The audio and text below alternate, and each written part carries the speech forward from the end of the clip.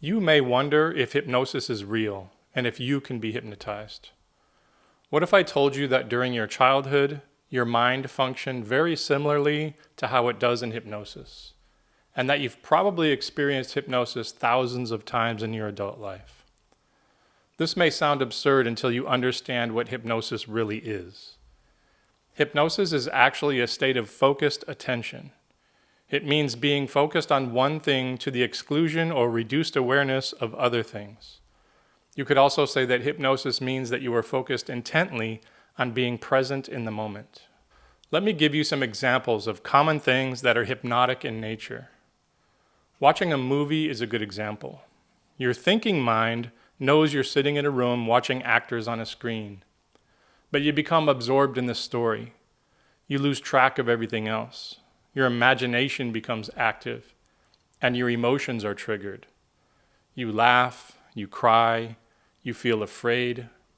Your body is responding to something your thinking mind knows isn't actually happening. Another good example is being in the zone while playing sports, or maybe you're an artist who gets in the zone while painting. In either example, you are intently focused on the task at hand, and your thinking mind becomes still. Anything you sort of lose yourself in is an activity that is hypnotic in nature. So why do most people think of hypnosis as being asleep or unconscious? I mean, that's what we see in movies and hypnosis stage shows, right? The hypnotist yells sleep and everyone seems to pass out. But that's an exaggeration of what's actually happening. In stage hypnosis, I would describe what you're seeing as a kind of enhanced acting. Before the show starts, the hypnotist spends a good amount of time getting everyone relaxed. In this case, the single focus that is putting people into hypnosis is relaxation. Once the participants are deeply relaxed and in hypnosis, they'll typically respond to suggestions without questioning them as much as they normally would. Their imagination is also heightened, which makes it easier for them to participate in what the hypnotist is suggesting. So when the hypnotist yells sleep, the people who are hypnotized may respond by acting as if they've suddenly fallen asleep. But their mind knows they aren't actually asleep. If they were asleep, they wouldn't hear the hypnotist's next suggestion. The people in hypnosis are aware of their surroundings and are paying attention.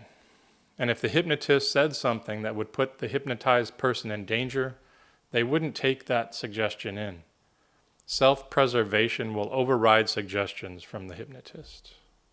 So why does a hypnotist use relaxation to hypnotize somebody? There are other ways, like having a person focus on a swinging watch or stare at a candle. So why focus on relaxation and use words like deep sleep? First of all, I think you would agree that most people enjoy relaxing. If given the chance to relax in a private, quiet space, most people would probably love that. Secondly, there are many things related to relaxation that you can focus on. Your breathing, your muscles, your thoughts, the hypnotist's voice, your inner experience. And the words deep sleep are a suggestion for the automatic mind to act as if it's sleeping, relaxing you even further. But what's important to realize is that relaxation isn't hypnosis because it resembles sleep. Relaxation is just what the hypnotist asks you to focus on to get you into hypnosis. So what does hypnosis feel like? In my experience, having hypnotized well over 1,000 people, most people say the experience was pleasant. They enjoy the relaxation itself, and they often tell me they haven't felt that relaxed in many years. They tell me they were aware of what I was saying the whole time, but they were so focused on their internal experience that sometimes they stopped consciously paying attention to my words. And that is how I would describe hypnosis. You are deeply relaxed. Your imagination is heightened, so you are enjoying an internal experience. And even though you can hear everything that's being said, you may become so absorbed in the experience that you stop trying to logically make sense of every word. Your thinking mind slows down and becomes absorbed in the experience, Meanwhile, your automatic mind is making sense of the words and absorbing what is being said. This leads us back to why hypnosis is one of the most powerful ways to change. Think about what just happened during hypnosis. The thinking mind and the gatekeeper are distracted, enjoying this wonderfully relaxed state. They aren't focused as intently on doing their normal job of protecting your existing beliefs. But the automatic mind is still hearing and making sense of what is being said. It can take in suggestions for change without the gatekeeper blocking them the same way it normally would. This is the ultimate state for change. In a sense, your mind is functioning more like it did when you were a child before the gatekeeper was fully developed. You are once again in a state where your mind can more easily absorb new information. Now, a note of warning. There is something called environmental hypnosis. This can happen when your thinking mind becomes so overloaded that it gets disorganized. This is a state of hypnosis because your thinking mind and your gatekeeper are distracted. This leaves your automatic mind more exposed to the information coming from your surroundings. And if those surroundings aren't ideal and are filled with negativity, you may absorb that negativity more deeply than usual. This is another reason reducing overload and overthinking can be so important. I have other videos on this channel that can help you understand how to reduce that overload if this is something that you experience. Now, there are different depths to hypnosis. Only a small percentage of people are naturally highly suggestible and able to slip very deeply into hypnosis with little effort. Most people will achieve a light or medium state of hypnosis. So if you're wondering, can I be hypnotized? I would say most certainly yes. But the extent to which you can be hypnotized is another question. The good news is that you don't have to go very deeply into hypnosis to achieve the change you want.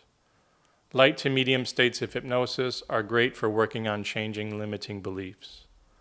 The deeper states of hypnosis are more geared towards things like pain control. So what options do you have as far as hypnosis? First, you could explore general hypnosis recordings. There are a lot of these available online for free. Second, you could learn self-hypnosis and practice it yourself. Lastly, there is the option I recommend if you have the funds, and that is turning to a qualified hypnotherapist. Someone you know has experience, and just as importantly, someone you feel comfortable with. The reason I say this is because I believe recordings and self-hypnosis have limitations. Recordings provide general suggestions rather than suggestions tailored specifically to you. And getting yourself into a hypnotic state can be helpful, but you're still limited by your own perspectives. Your perspectives may be some of the very things that have been holding you back. Sometimes it's helpful to turn to someone else who can provide a new lens for you to look through. A qualified hypnotherapist can provide that new perspective while also helping you get into a nice state of hypnosis. They can provide suggestions tailored specifically to you and the way your mind thinks. The automatic mind is highly receptive during hypnosis, so you want those suggestions to come from someone who is properly trained and who you trust and feel comfortable with. Now, is hypnosis magic? Can it change you in one session? Actually, I think it can change you in one session, but I don't think it's magic. Every session of hypnotherapy should change you in some manner. Sometimes those changes can be difficult for you to notice in yourself. In my experience, other people will sometimes notice the change in you before you do. But it may take multiple sessions to fully achieve what you want. A few examples would be, if you want to quit smoking, that could take 1 or maybe 3 sessions. If you wanted to build self-esteem and self-worth, that could take many sessions. There can be a lot to unpack, and you've been likely ingraining those limiting beliefs into your mind your entire life. That said, you should feel like you're getting closer to your goal with every session. And hypnotherapy has been shown to help people create change much more quickly than traditional psychological therapy. This reminds me of a very important point, though. Hypnotherapy is not appropriate for everything. Hypnotherapy is to be used for general self-improvement, not as a replacement for treatment of a mental disorder. If what you need goes beyond self-improvement, you should seek help from an appropriate mental health professional, such as a psychologist or psychiatrist. With their approval, though, hypnotherapy may still be something you can use alongside that treatment. As we've discussed, hypnosis isn't as mysterious or scary as you may have thought. It can actually be a wonderfully relaxing state. Your mind becomes highly receptive to learning, similar in some ways to how it functioned when you were young. Your thinking mind and the gatekeeper are distracted while experiencing a single point of focus, which in this case is relaxation. Meanwhile, your automatic mind is hearing and understanding what is being said and taking in positive suggestions for change.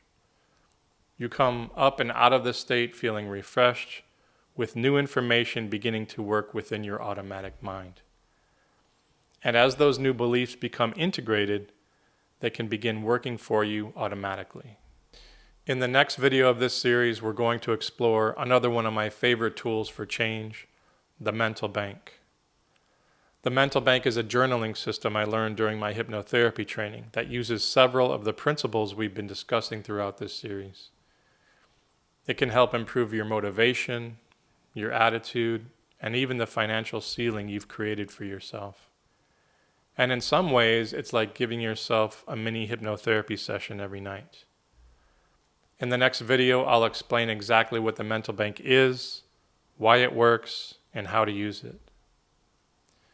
If you have any questions about this video, post them in the comments and I'll do my best to provide clarity. I wish you success. Thank you for watching. Take care.